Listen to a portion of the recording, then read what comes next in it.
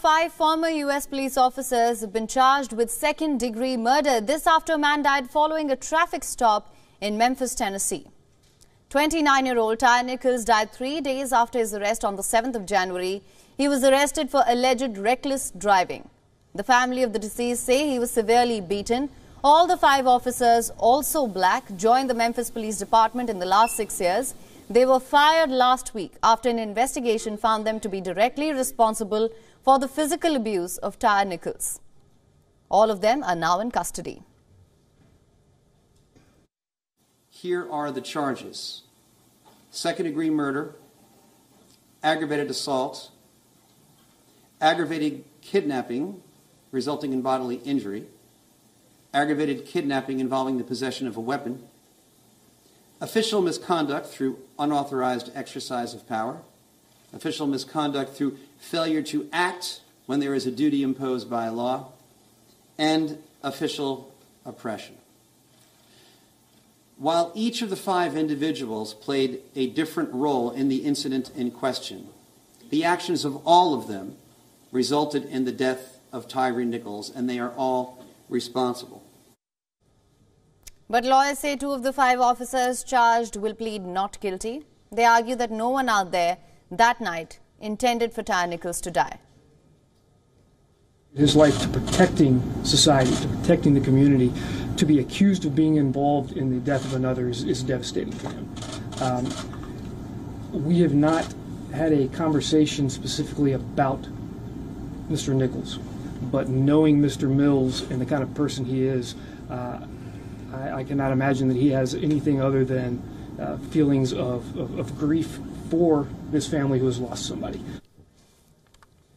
U.S. President Joe Biden called for calm as authorities prepare to release the footage shortly. He said he joins Nichols' family in calling for a peaceful protest. The city's police chief earlier had also urged people to remain calm once this clip is made public. And in the vein of transparency, when the video is released in the coming days, you will see this for yourselves.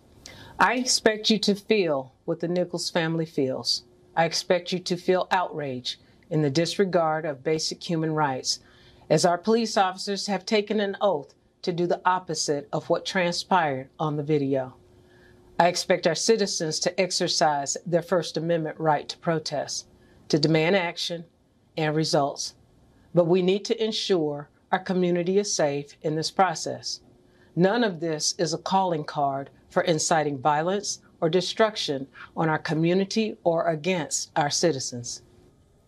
The Nichols family and their legal team privately reviewed the footage of the arrest earlier this week. On Wednesday, the family's lawyers said a post-mortem examination indicated that he'd been severely beaten.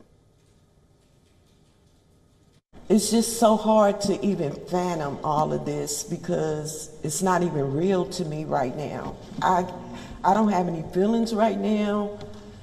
I don't even know I don't know anything right now. All I know is my son, Tyre, is not here with me anymore.